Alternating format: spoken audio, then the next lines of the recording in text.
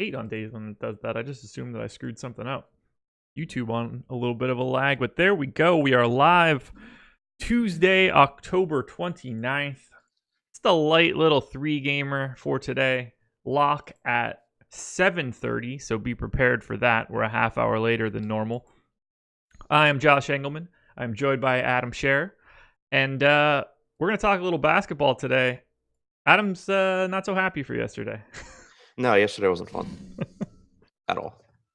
Could be worse. At least it's not fun and it's the NBA, because taking a beating in baseball is really like a grumpy way to wake up. Yeah, I mean, at least, like NBA DFS is always fun to me. Yeah. It just wasn't very profitable yesterday. I was able to avoid dying due to excessive Jahlil Okafor exposure. It's kind of like what happens in Chernobyl. I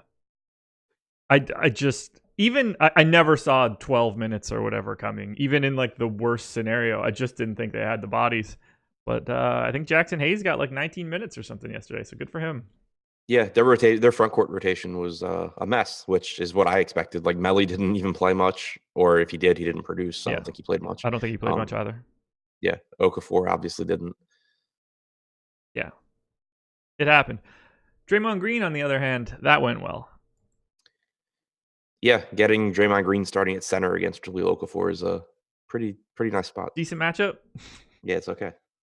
I've got a lineup study pulled up right now. We'll take a look at some of the happenings from yesterday. This is the $10 big jam on DraftKings. Nobody broke free as like aggressive chalk. 35.9% Brandon Ingram. But then everybody below that, 35, 33, 30, 29, 29, 28, 28, really flat across the top. Both you and Alex had the exact same amount of Brandon Ingram. Alex essentially completely avoided Josh Hart, only 7%. You were neutral to the field. A little surprised to see Alex so low on Josh Hart, but that's neither here nor there. Most exposed guy for Alex yesterday, one Jahlil Okafor, 82%. You came in super duper low, half the field. Any reason you didn't get there? Same for Marquise Chris, I guess. I didn't think Jahlil was going to play a lot. Okay. And I had several centers projected very well, like obviously the guys at the top, but I also had really good projections for Wendell Carter, for Mitchell Robinson, for Miles Turner. So there was a lot of opportunity cost there for me for a guy that I didn't have projected to play a whole lot. And with Chris, I had a lot until the starting lineup came out, and then I swapped him to Hizonia and Kenrich Williams. Yep.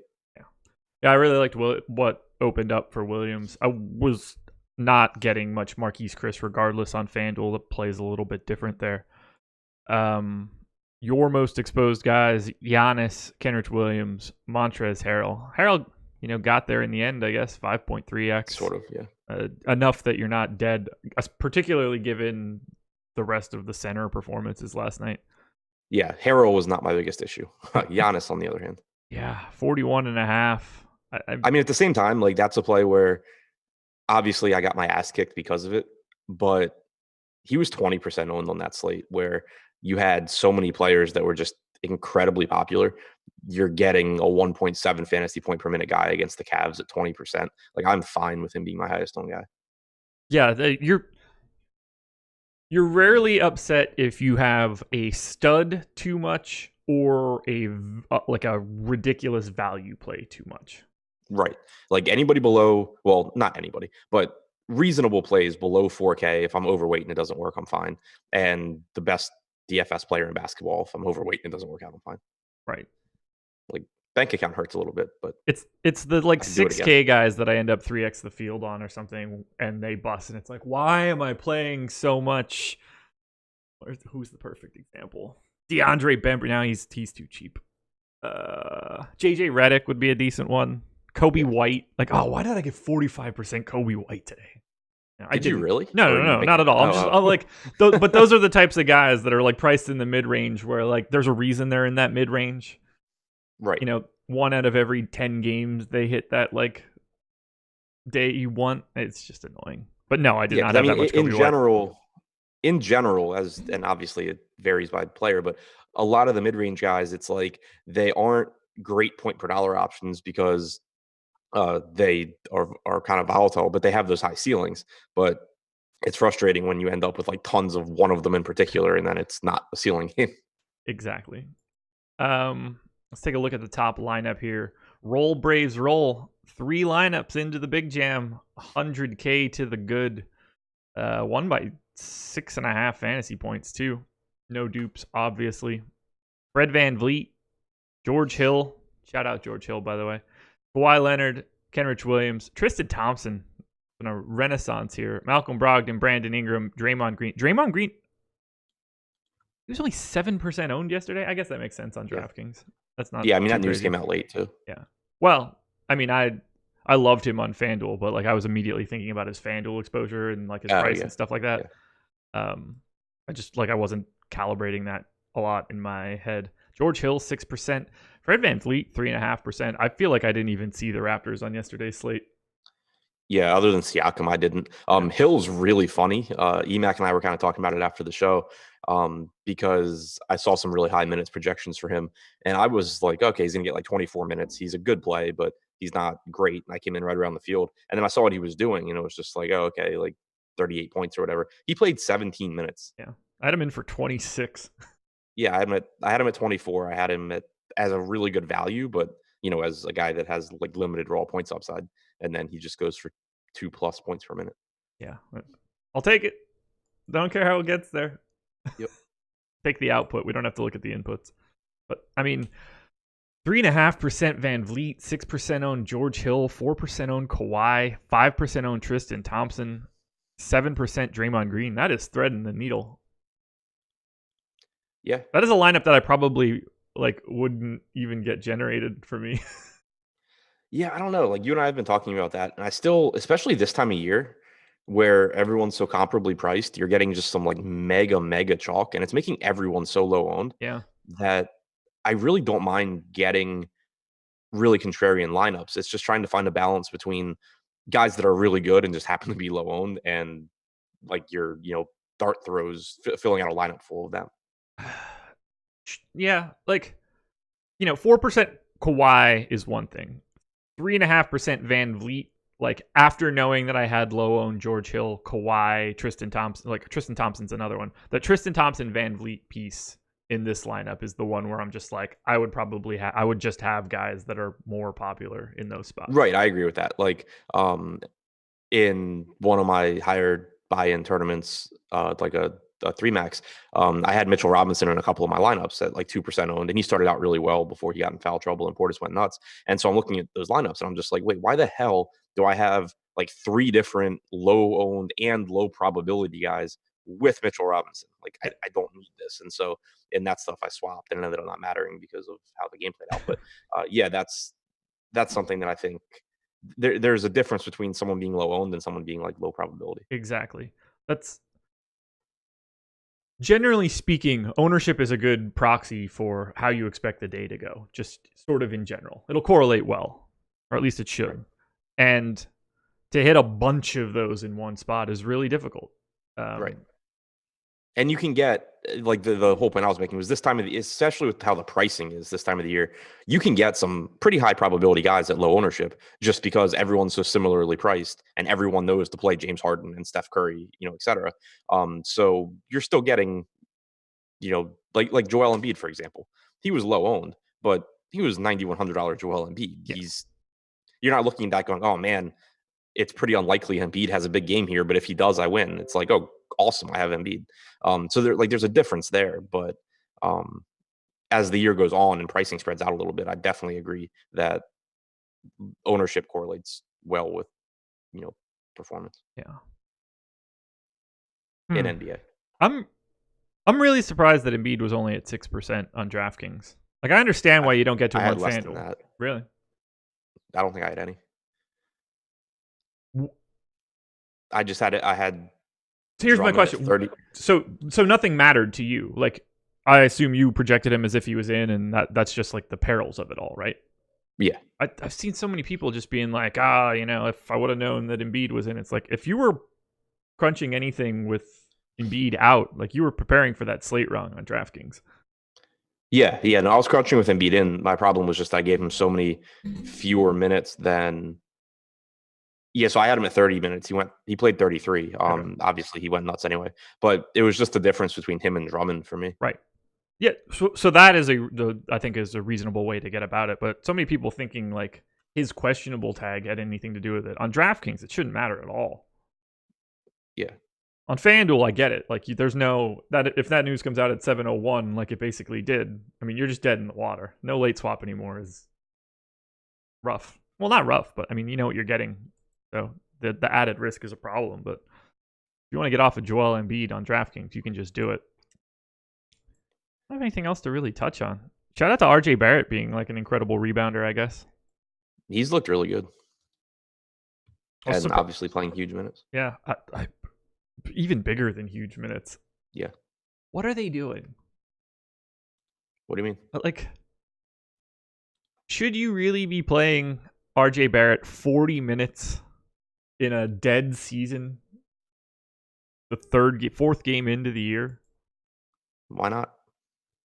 Because you'd like him to play a meaningful game 2 years from now, probably? Yeah.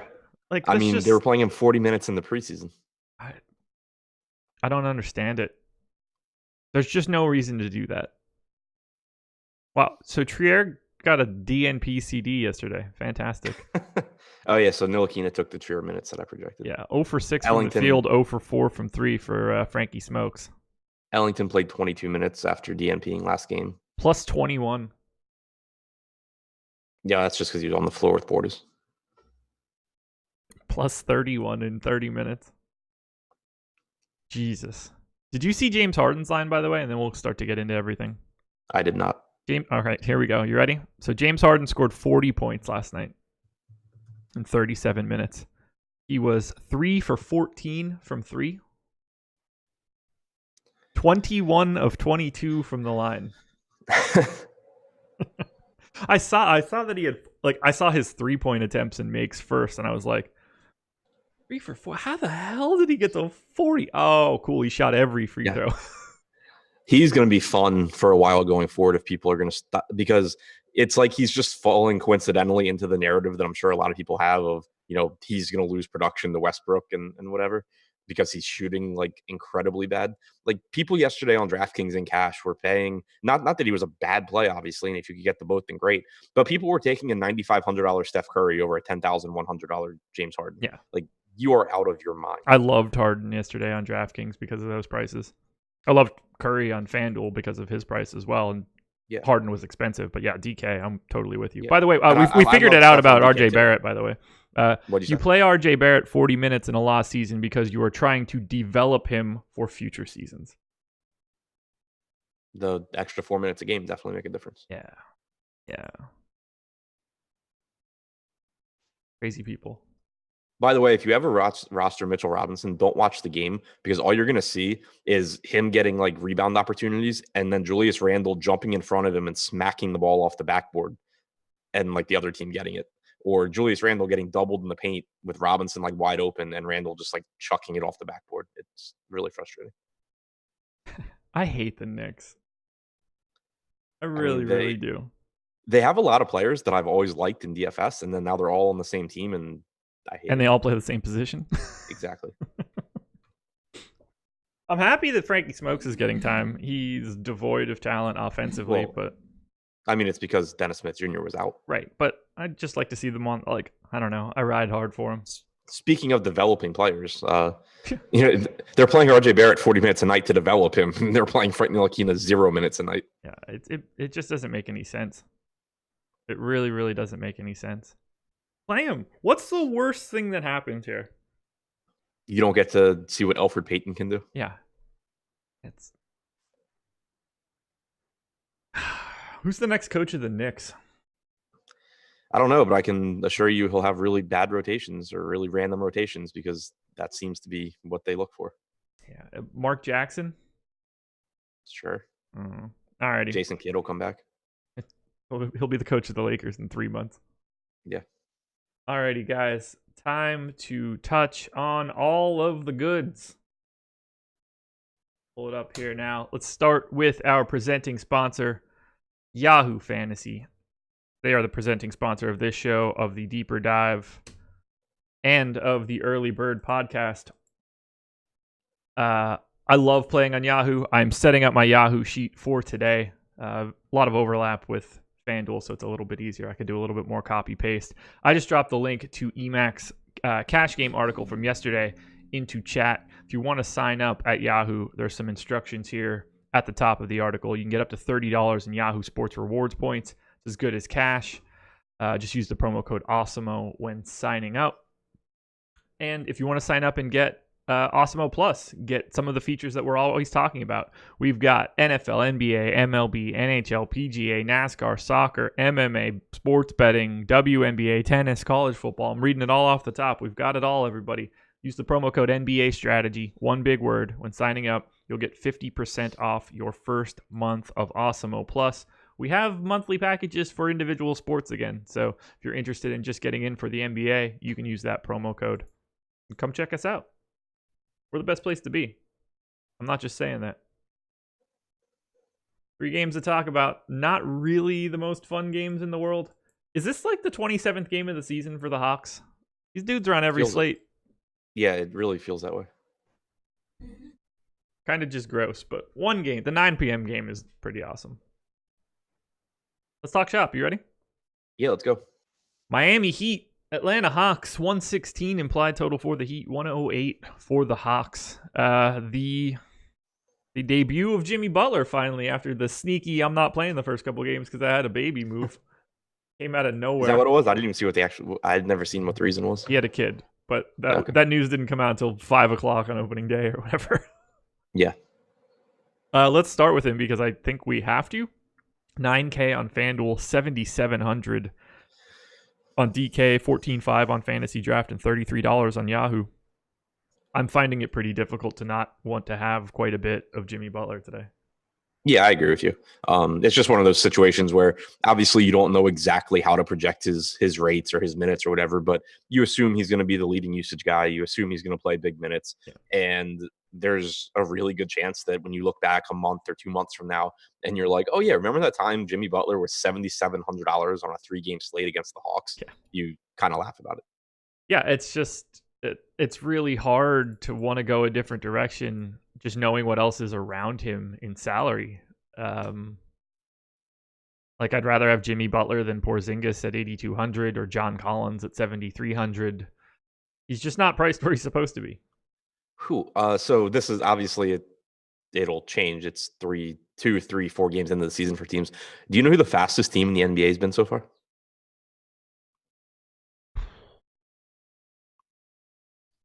I'm not looking at anything other than the list of teams, just for like the trigger in my head.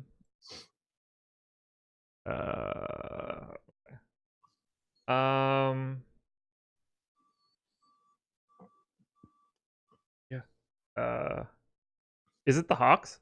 It is the Heat. Oh Jesus, I wouldn't have landed on that at all. But I guess that's what happens when you're playing with like Kendrick Nunn and Tyler. Right, Hero like I think Bam they'll probably stuff. slow down now that Butler's back. Yeah, even if I looked at my pace numbers, where are they in my pace numbers? Atlanta's 24th. Oh, really?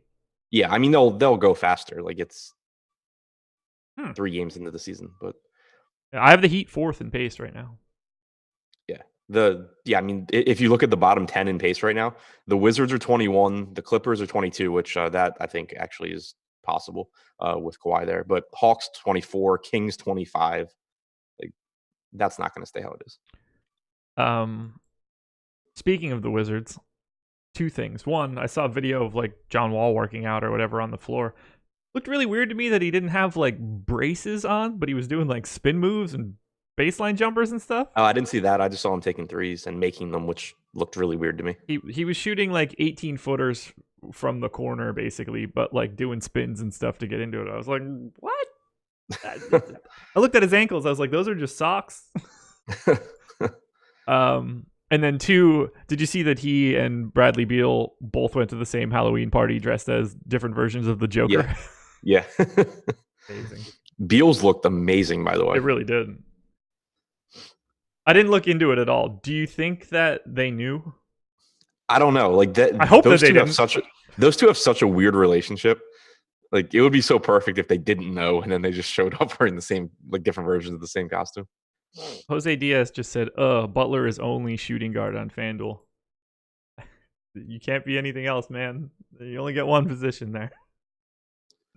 No multi-position eligibility on FanDuel. Yeah, I don't know what else to say. Jimmy Butler is going to be a very big part of this Heat offense. Some may say the biggest part. So I'm more than okay with a lot of Jimmy Butler. He is my favorite shooting guard play on FanDuel. It's that easy for me. But he's not my favorite Heat player. Bam Adebayo, 7,800 on FanDuel, 7K on DK, 13-1 on Fantasy Draft, and $21 on Yahoo. Please just play Bam Adebayo on Yahoo. That one, not really up for debate for me. What do you want to do with Bam? He's my second favorite guy on the Heat behind Butler. Yeah. Should get big minutes here. Favorable matchup against the Atlanta front court.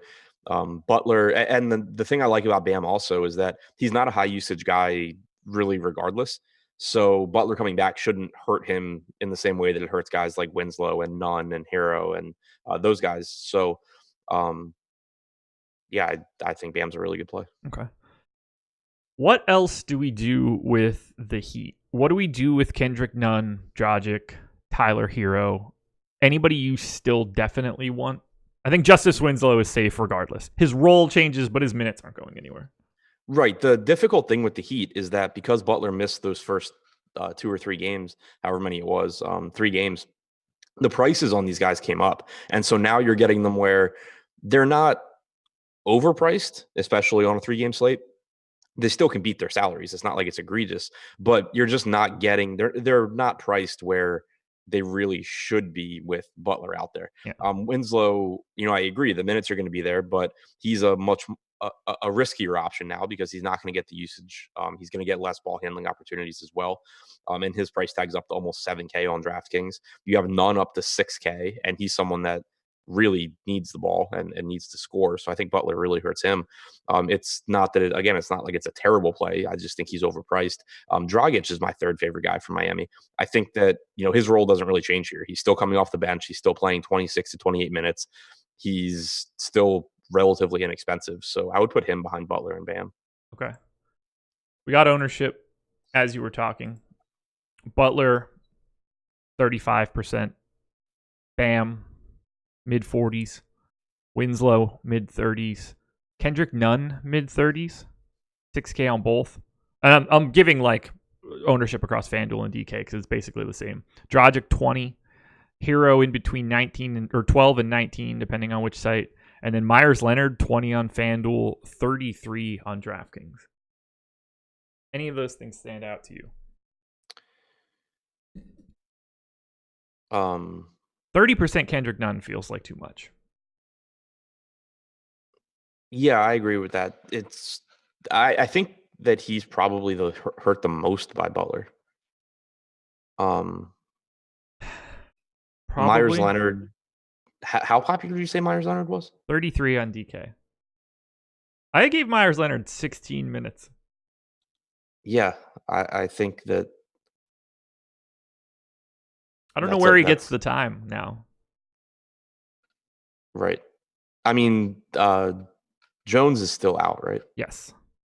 Yeah, so I mean, you can still find the minutes by basically just allocating most or all of the front court minutes to Olynyk, Bam, and Leonard. Yeah. But I'm just not really sure that happens. I agree.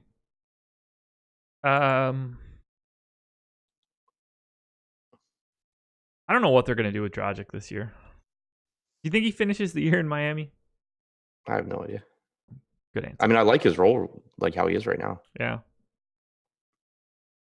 I think a lot of it will depend on how good Miami looks by closer to the deadline. Like if they can just turn the keys over to Nunn permanently, they're probably not going to be mad about that if they can get off of Dragic. But I have a feeling they'll use Dragic to get like Chris Paul and then not really helping matters for him. More likely to be a part of that trade.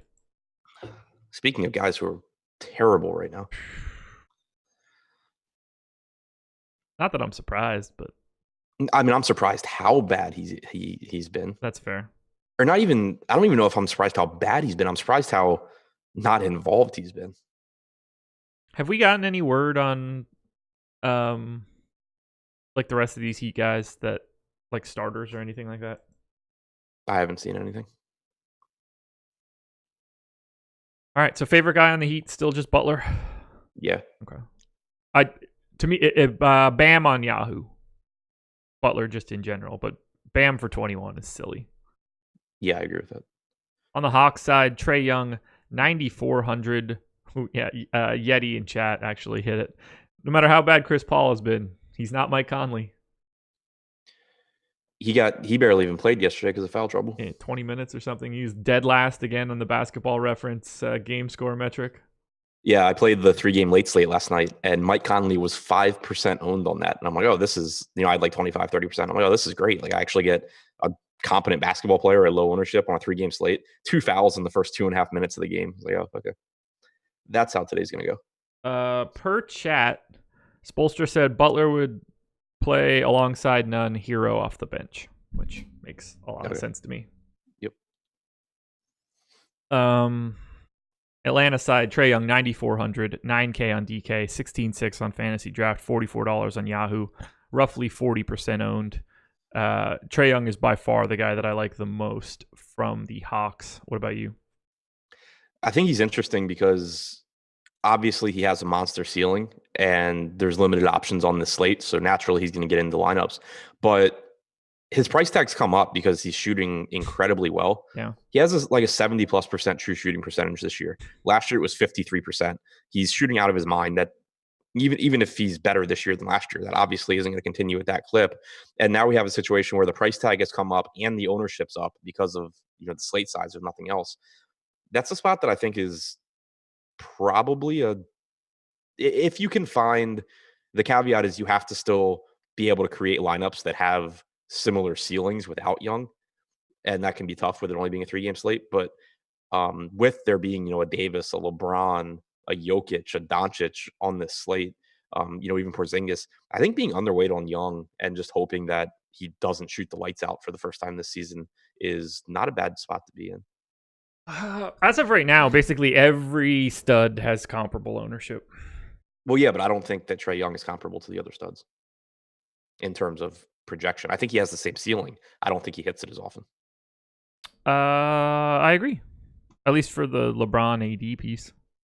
Like Trey Young is $9,000 on DraftKings. Luka Doncic is 9,500, and they're the same ownership. Give me all the Luka. I would do that regardless of matchup every single day this year, and there's no question in my mind that I would come out ahead. I think I have and will have more Trey in this scenario. Why? Grades out better for me. I mean, I took a lap through player props and stuff just to calibrate my projections a little bit. Not the best for Luka today, which was a little surprising. I had to give a lot of boost to Porzingis for today, oddly enough. Those guys were pretty tight. Yeah, Dallas only has a 105 team total right now. Yeah. But I mean, Hawks only 108, but I get what you're saying. Yeah, I think that I'm like, and I'm not a Trey Young guy by any means. And I am. It's just like, to me, it doesn't even matter that we're talking about Trey Young. Like, you can change the name. It's just whenever you get someone that's shooting really hot, it's like a perfect storm of a guy that's been playing out of above his actual talent level. And that's not a knock on him. It's just how it is. And that's caused his price tag to come up. And then now we're on a slate where he's naturally going to be really popular. That's just a spot where I think that regardless of who the player is, if you have other options, which you do on the slate, it's a profitable spot to be underweight. I have Luka 0.9 of a point ahead of Trey Young today. My baseline stuff has Luka 2 points ahead. Normally, once I adjust a little bit, I get Luka higher. Okay. And on FanDuel, $1,000 price gap, so I'm still sticking with Trey Young in that spot. We'll get to Luka. Not that I don't like him or anything. Rest of Atlanta. I don't know why you hate. You've always hated Luka. I don't really know why. No, we can't. I'm not ready to do this. Is Cam Reddish not in the FanDuel ownership? Nope, but we got Jared Vanderbilt. These are some big numbers, so just prepare yourself. John Collins, low 30s. That's not the one you have to prepare yourself for. Alex Len is 18% on DK, 8% on FanDuel. Kind of like that. We'll get back to it. Jabari Parker, 40? Any thoughts? Seems pretty high for a guy. You can always fade 20 minutes of a guy or a 40% owned guy at 20 minutes. Yeah. He's played 22, 18, and 23 minutes so far. Whew, I don't know about Keep an eye out. The one like caveat is keep an eye out on news we get on guys like Reddish and Hunter. Yeah. We got the news that they were on 30-minute limits yesterday, which was actually an increase in minutes for Cam Reddish, which was nice. He didn't come through, but yeah, I think he still only played like 26 minutes. Yeah, 26.7. But like if you're going to get 26 to 30 minutes from Reddish, that's fine. But there's a chance that they're just like, oh, he's not playing today or something like that. Yeah. In which case, Parker becomes much better. Reddish, 3,700 on FanDuel, 3,300 on DK. Also 40% owned on DraftKings. But wait, there's more. DeAndre Bembry, 31% on DK, 28% on FanDuel. Of these three low-priced Hawks, all in the 30+% owned range, what makes the most sense? What makes the least sense? Cam Reddish makes the most sense because I think he plays the most minutes of the group and he's the cheapest. Yes. Jabari makes the least sense because I think he plays the fewest minutes of the group and he's 25% more expensive. We are on the same page. DeAndre Bembry, fit him in wherever. I'm assuming he's got like shooting guard, small forward on DraftKings and fits in like 9 roster spots. Yeah, Reddish and Bembry both have guard forward. Okay. Which is another reason that I have them above Jabari. Also, DeAndre Hunter, 14% owned on FanDuel at 4,700. Feels a little rich, but yeah, shooting strokes look good so far. What do we do with this Hawks team? Fade Jabari, keep an eye on Cam Reddish. Fingers crossed that Kevin Herter plays more minutes. Yeah, probably. And then also John Collins, I mean, I guess he's, like 32% is fine, but I think his price tag is pretty favorable at 7,300. Would you rather have John Collins or Kristaps Porzingis? $900 more, though, for Zinger. No ownership on Porzingis. Yeah, right now, Collins. Okay. I haven't adjusted Porzingis stuff or Collins stuff. Porzingis just grades out really poorly for me. Can't really figure out why. Something I'm going to have to dig into. Yeah. Collins, 8K on FanDuel, $200 ahead of Bam Adebayo. Would you rather have John Collins or Bam Adebayo? Bam. Okay, same. So we're on the same page there. It's a lot of ownership going into this game in weird ways. I'm really curious to see how it looks as we get closer to lock. And I don't get the sense that at 6 o'clock when we have ownership, there's 112% going to Jabari, Cam Reddish, and Bembry. Yeah, I agree with that. One of those guys is going to fall out. Alrighty, to Denver we go. 111 implied total for the Nugs, 105 for the Mavs. My boy Jokic, 10-7 on FanDuel, 10K on DK. He's 17-8 on Fantasy Draft and $48 on Yahoo. He is my favorite center of the day, but that's because the next closest center on FanDuel in terms of price is $6,200 Jonas Valanciunas. So Jokic is the only guy out there. What do you want to do with Joker on this slate? $300 behind Anthony Davis for the second most expensive guy on DraftKings. Yeah, so I mean, I don't like him as much as I like Davis. Yeah. And right now we have Davis on DraftKings at 37%. We have Jokic at 25%. But you have to keep in mind that Davis has forward eligibility as well, which makes a difference. But yeah, I mean, obviously Jokic grades out well. He only played 28 minutes last night, which for one, I don't think you should be concerned about because he picked up 2 fouls in the first quarter. He picked up 2 more in the third quarter. He, just obviously was in a little bit of foul trouble. But 2, it makes the fact that he's on the second half of the back-to-back less concerning as well. We've only seen one of his 3 games this year where he wasn't in foul trouble that affected his minutes, and he played 36 minutes in regulation. So I'm not giving him, like a 30 or a 32-minute projection like I've seen from some other sites I look at for reference. I'm going 34 to 36.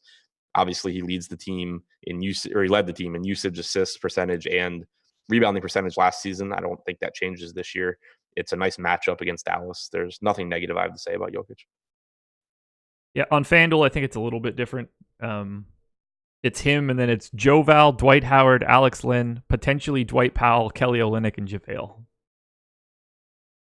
He's at 28% ownership right now. I don't even know who the hell else could be owned. Anthony Davis is $1,600 more expensive than Jokic today. I just want Jokic like the whole way. I don't know how you get away from him on FanDuel. Yeah, that's tough. So I was thinking on DraftKings, and I probably won't do it because I like never actually do. But you could almost, I think you could at least make an argument to have like a rule where you have, exactly one of Jokic or Plumlee in like every DraftKings lineup. Jokic at 10K is underpriced, and the only real way, well, not the only real way, the most likely way by a wide margin for Jokic to fail at that price is that he's in foul trouble and doesn't play minutes, in which case Plumlee is smashing $3,400. Any chance that it's not Plumlee in this spot? No. Okay. I mean, I know how they feel about Plumlee, and that would surprise me too. But now, just they're set up a little bit different. Like if you told me that it was Millsap at the 5 because Dwight Powell was playing, I'd be like, okay, that's right. Yeah, no, they can definitely do it. The reason I say no is that they don't, or like that last year they were playing Plumlee at the 4 and they were cool with it. Yeah, and it actually worked really well. Yeah, I like my Mason Plumlee. Yeah, and so does Malone. So I don't like him as much as Malone. Right. Until I see otherwise, the center rotation is Jokic and Plumlee. Yeah. Okay. Jamal Murray also getting mid-30s in ownership. Gary Harris, Will Barton, both pretty popular on FanDuel, a little bit less so on DraftKings. Any of those guys stand out to you? Murray is obviously fine. Like he's probably my second favorite guy from Denver just because I'm pretty confident in his minutes and we know he's going to go out there and chuck up shots. It's not a great price tag, but it's not a bad one either. So yeah, Murray, I guess, stands out. I think I would rather play $6,600 Murray than $6,000 none today. For sure. That shouldn't even be close, actually. I want to look at it now. Murray. Yeah, I don't have them as even remotely comparable, but I think Kendrick Nunn at 6K on FanDuel is essentially unplayable. And he's at 34% ownership, so that should be a real fun treat to dig into. I can't imagine wanting to play Kendrick Nunn on today's slate on FanDuel, especially if Rondo ends up being in. Every time he says it, or every time you say that, he hits another 3, right? That's fine. I'm okay with it. I got a lot of Will Barton in my first crunch. That's usually disgusting. I mean, it's not terrible. Like he's 4,600 on DraftKings. He's guard forward as well. Played 29 minutes last night. I think normally you're going to get somewhere like 26 to 30 minutes. What's more disgusting? Center at FanDuel with everybody that I mentioned before, or Jimmy Butler, DeLon Wright, Tyler Hero, Gary Harris, Kyle Anderson, Dylan Brooks, Avery Bradley. Shooting guard is absolute trash. Yeah. Although small forward, LeBron wasn't there. And Winslow. You get Jay Crowder, Barton, Bembry, DFS, and Cam. That one's a little bit better. Yeah, shooting guard. Yeah, Crowder's fine too. Whew, that's the poo-poo platter. I think it was Yahoo where I ran the crunch to put together cheat sheets, and I only had 4 small forwards in the player pool. Oh my god! All right, let's move to Dallas now. Hang on. Just one more cheap guy that I think you can take a shot on DraftKings. Malik Beasley is 3,300. His most likely minutes are like 18, and he doesn't really help you out. But at 3,300, it's so hard to fail. But he at least has a path to bigger minutes. Like he can steal minutes from Barton. He can steal minutes from Harris. Yeah. We saw him close out the Phoenix game, much to the detriment of my bankroll. And so I think that he at least has a path to being a good value here. That is not at all what I thought you were about to say. I thought you were about to pitch me on Jeremy Grant. Nah.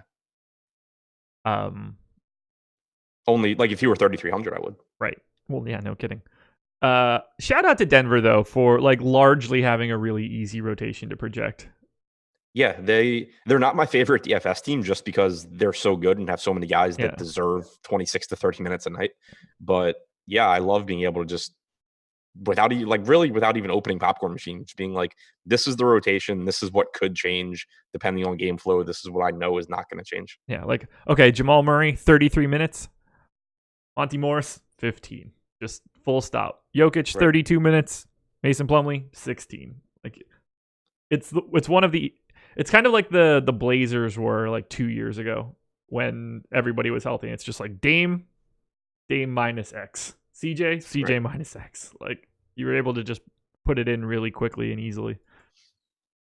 Alrighty, get your towel ready. You're going to have to clean yourself up. Luka Doncic, 10-4 on FanDuel, 9,500 on DraftKings, 17-4 on Fantasy Draft, and $45 on Yahoo. Where does he rank relative to everyone on this slate for you? In my early stuff, he is third behind James and Davis. Okay. James, I agree with James and Davis at the top. I would hope so. Yeah. 37% owned on FanDuel, 34% owned on DraftKings. I don't know what I'm going to do here. 10-4 on FanDuel is tough. $1,000 more than Trey on this particular slate, given the way that Jokic lines up, and given that you've got LeBron and AD as pay-up options at two other positions. I assume I'm going to be well under the field on Luka on point guard or at point guard today, and I am very uncomfortable with that statement. Counterpoint: if you are getting tons of Jokic, you do get positive correlation with Luka. It's very true. Not that that's a huge deal for me in basketball. Just thinking in terms of a 3-game slate where you can kind of look for weird edges. I think that if you have tons of Jokic, you're kind of threading a thin line by hoping he has a monster game and Luka doesn't. Yeah. Yeah, I feel like if you have a ton of Jokic, you're going to want to have a lot of one of Zinger or Luka. Right. Otherwise, that game's probably not all that close, no matter how big of a fan you are of Jalen Brunson and Tim Hardaway. Yeah, I mean, you're just hoping you get a back and forth between Jokic and Luka. Yeah. 30.6% usage for Luka this year so far. 31.8% for Porzingis. No one else on the team is above Tim Hardaway's 17.6%. I'll have to walk Hardaway back. I have him a little higher. I have Luka even higher than that number right now. I'm just going to have a hard time getting there over Trey Young. Shout out Trey Young. I'm the new Trey Young whisperer. Flip-flopping from last year. What do you want to do with Zinger? 9K FanDuel, 8,200 DK. 8% owned. I like that ownership. Sure. So I have everybody sorted in salary right now, all the way down to Jamal Murray at 6,600. Everybody is in double digits except for Kristaps Porzingis. Yeah, which is appealing. He also played 34 minutes last game. I know, that's kind of crazy. Well, I mean, I was just glad to see it because we got that before that first game. Dallas was like, oh, he's going to be limited to low to mid 30s. Like, yeah, okay, obviously. No kidding. Right. But then he kept being like partly due to like blowouts and whatever, but like he kept being in line for like 30 minutes. But so it was really good to see 34 and a half minutes. It makes me feel better about constantly projecting him for 34 minutes like I have been. Also, I think my baseline has his usage lower than it really should be at 27%. So if I bump that up, I at least start to get him to where like he's a reasonable option. Yeah, I had to bump it up considerably, but his points props today are not as desirable as I would have expected. So I had a little pause there. I wasn't really sure what I wanted to do. I mean, he's the guy with the biggest variance right now, I would say. I don't really know what to do with him. Is Kristaps Porzingis better than Luka Doncic? I don't think so. Okay. Like, if you didn't have to worry about injury history, which one would you pick for your team first? Luka's 4 years younger. That's true. How old Porzingis? Like 24, 5? Porzingis is 24. Luka's 20. Okay. Yeah, I mean, don't get me wrong. That's a huge piece of this, but I think just because he's been out for like 2 years, we kind of forget, or at least some people kind of forget. Like, he's really good. He's dirty for a 7-footer. Yeah. Not a ton of ownership coming in the rest of this game. No one else north of 4% on the DK side. Jalen Brunson at 10, DFS at 10, Tim Hardaway at 17. What? I don't feel like the Dallas value plays are the value plays I'm trying to grab today. Yeah, but that's kind of what the value is on the slate. It's like the Avery Bradley, Tim Hardaway, Malik Beasley, Cam Reddishes of the world. I don't even have Tim Hardaway in my condensed player pool. Yeah, I'm not saying he's a great player. I'm just saying like those are the guys that you have. Yeah. Does anything stand out to you outside of the top two guys for Dallas? No, but do keep an eye on the Dwight Powell news.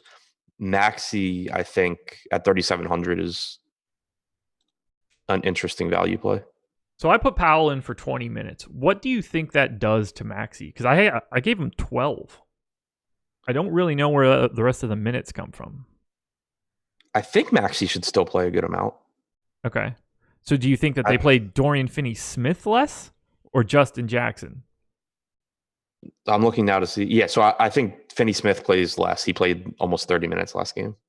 I have him in for 24 right now. Jackson's 18 seems okay. Whatever I have in here is wrong. I just realized that I have 230 total minutes instead of 240. He's missing like a full 10 minutes. There we go. Yeah, that'll do it. Yeah, okay. That makes more sense. Yeah, like 22 to 24 for Maxey. And if Powell is out, Maxey's going to look really good. Just because, right. For 3,700. For 4,900 on FanDuel, I'm a little bit less interested. Yeah, for sure. Maxey limited minutes. Boban plays. What? Are you like reading chat, or are you telling me something? Boban playing a crisp 0 minutes so far this season, but definitely got to get him in there for that Jokic matchup. Yeah. That's Nikola Jokic would score on every possession. He's unable to guard him. If Boban plays, just take out a loan and play 100% Jokic. Yep. Yeah. I don't get the sense that Boban's sniffing this court unless Jokic gets hurt. Or Dallas gets hurt. Yeah. Because I don't think Boban's ready for Jokic's footwork. He'd put him in a blender, man. It'd be bad. All right, let's close this out. But first, gotta let you guys know what's going on for today. Please hit the like button, subscribe to the channel, hit the notification bell so you know when we go live, because we go live a lot. In particular, today, 11 a.m. Eastern, after this show, Chris Randone, Sal Vetri going to take the first look at Week 9 in the NFL. 2:30 p.m. Eastern Time. We will have Ben Rasa and Tim Frank talking the WGC HSBC champions. Jake will have a hockey stream at 4 p.m. Alex will have his game plan stream at 4 p.m. as well. Behind the paywall, 4 subs only. If you're not a subscriber, use the promo code NBA Strategy to sign up so you can check out Alex's streams. It's giving away a lot of the goods in the back end. You guys have no idea what's going on, so check it out. 5:30 p.m. Eastern Time, deeper dive, starting a half hour later, Laffy and Adam. And then 6:30 p.m. Eastern, myself, Chris Randone, taking you up until lock. But we're still not done. PGA Live Before Lock edition, because they are out in Asia. Ben Rasa and Jason Roslin doing PGA Live Before Lock at 8 p.m. So check out all of that.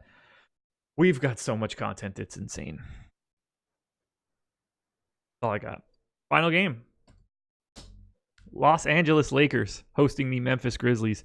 115.75 implied total for the Lakers. 103.75 for the Grizz. Are you projecting Rajon Rondo in yet? I have him out right now. Okay, I have him in, so that'll give us a good little split. Kuzma, I guess, is close. I've got this Lakers rotation is massive. Hate this team so much. AD, LeBron, you guys know the two studs. LeBron 9,700 on DK. Who do you prefer more? I think I give the edge to Davis. Okay. I mean, it's obviously really close, but so far he has a 33.1% usage rate to LeBron's 29.8. The rebounding obviously is there. LeBron's assist numbers are astronomical, but yeah, I think I give the edge to Davis, especially in tournaments. I think maybe in cash games you get a little bit higher floor from LeBron. Yeah. I have them separated by 0.2 of a point. So as of right now, I prefer really LeBron. On FanDuel, LeBron 11-3 small forward, AD 12-3 power forward. LeBron picking up a little bit more ownership. I think it's easier to get to LeBron than AD on FanDuel. That I think makes sense too. Roster construction on FanDuel is pretty tricky. It's, one legitimate pay up stud across the board. Really intrigued to see how roster construction comes out. AD 30% owned on FanDuel, 37 on DK. It's 37 and 48 for LeBron. I won't pay attention to those numbers really unless they get dramatically separated from each other. Right. They should. Jaren Jackson Jr. is going to pick up a couple fouls in this one, I think. Yeah, I talked about that with EMAC. Like, on one hand, I would love to roster Jaren Jackson Jr. here, and I'm sure I will because I'm not going to project him to get in foul trouble, but it would be very surprising if he doesn't. Yeah. The only way that he's not getting in foul trouble is if he somehow doesn't make this game. What else do you want to do with the Lakers? We've got Dwight Howard at 12% ownership on FanDuel. Avery Bradley, chalky, 32% owned, $100 more than the minimum. Same for KCP, 24% owned on FanDuel, $100 north than the minimum. None of that sounds really appealing to me. No, Danny Green I think is appealing. His price tag on DraftKings dropped all the way back down to 4,400. He's playing pretty big minutes. He's not bad like every other wing on this team. Bradley's getting minutes too, and he's 3,500. So I think Bradley and Green are decent values. Preference to Green. I have a hard time looking at anything on the Lakers outside of LeBron and AD. If Rondo plays, are you interested? He is 4,300, yeah. 4,500 on FanDuel, 4,300 on DraftKings. I have some interest on FanDuel for sure at 4,500. He becomes the best pay down option. Yeah, I mean, he probably plays like 20 to 24 minutes. I gave him 22, so perfect 20 to 24. I like it. If he doesn't play, I had 32% Avery Bradley makes me sick to my stomach on FanDuel.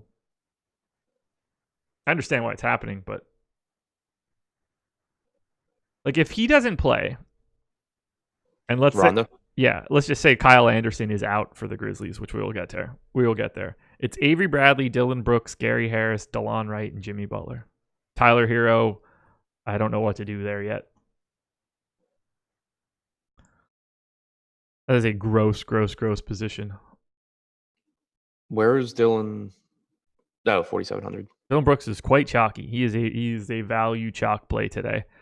Yeah, I was going to say I liked him, but I was hoping he was cheaper. These guys are pretty owned on FanDuel. Ja is 14%, 10 on DK. Joval, 16 and 8. Jay Crowder, 28 and 20. Dylan Brooks, 34 and 35. Is there a piece of Memphis that stands out to you? Because none of it looks like good outside of Dylan Brooks as a value play. Jay Crowder as a value play. Yeah, Dylan Brooks and Crowder are the two that stand out as values. Brooks, played 38 minutes, including overtime, so around 33 minutes. But he's been shooting. He's played 3 games this year. 18 minutes in the first one, got up, I think it was 7 field goal attempts. But then in the next 2, he had 12 shots in 30 minutes against Chicago. He had 15 in those 38 minutes against Brooklyn. Doesn't contribute a lot in the way of peripherals, but especially at 4,100 on DraftKings with guard forward eligibility, he's pretty interesting. This Grizzlies team is kind of yuck from a DFS perspective. I have Kyle Anderson in right now. He could just as easily be out. Probably opens up some more minutes for Solomon Hill, and let's see, that would be good. Guduric. Sure. I'm looking it up. Basketball Reference doesn't have it. Thanks, guys. He's played. This isn't the right page. Guduric. Cool. Guduric. Got it. Good to know. Brendan Clark's not the worst value play either. Yeah, 5,500 on FanDuel, 5,100 on DraftKings. I like him, but I'm kind of surprised to see his price be where it is. Yeah, I mean, he's been pretty, he's been going for like mid-20s. Yeah. He's essentially unowned, so. I don't see a scenario where I want a lot of Memphis. I don't think that there's a huge difference in range of outcomes or projection between Jay Crowder and Brandon Clark. Crowder's 20% on DraftKings. Clark is 1. I agree with you there. That makes some sense. What's Brandon Clark's eligibility on DraftKings? Power forward center. Okay. Crowder, small forward, power forward? Yep. Have we heard anything on Joval being anything other than a 20-minute guy? No, which I hate because there's going to be some game where he gets 22 or 24 minutes and breaks the slate. Like, I mean, last game? Yeah, he did it in 20 minutes last game. But yeah. I don't know what to do with him other than like on FanDuel, if he's 16%, I can't imagine I get there. To that number, there's just, I don't know, I don't like it. But at the same time, there's not a lot of other choices depending on how much you like Dwight, JaVale, Kelly Olynyk, Alex Len. Center sucks. Whew. Center's really bad. All right, let's sum it up. Favorite plays for the day. Davis and LeBron, obviously. Then Jokic, Doncic. And again, like I think Trey Young is right up there with those guys. It's just that I think his ownership's a little higher than it should be. Okay. Jimmy Butler at his salary, I really like. Okay. For me, Trey Young, Bam Adebayo, LeBron, AD, Jimmy Butler. About the extent of it. Kind of scary day. 3-gamer. But again, we will have 2 more shows to get through all of this, all the news that comes out throughout the day. We'll be able to make our updates. Alex will be around at 4 for his game plan show. So if you're not a premium sub, what are you waiting for? NBA Strategy is that promo code. Adam, anything else? Nope. Alrighty. Well, thank you guys for joining us. Please hit the like button on your way out. This show will be up on our podcast feed immediately after it is over. So check that out anywhere you get your podcasts, Spotify, iTunes, etc. And we will be back I will be back tomorrow morning with Sal Vetri breaking down the big Wednesday slate. So best of luck today, guys. We'll talk to you later.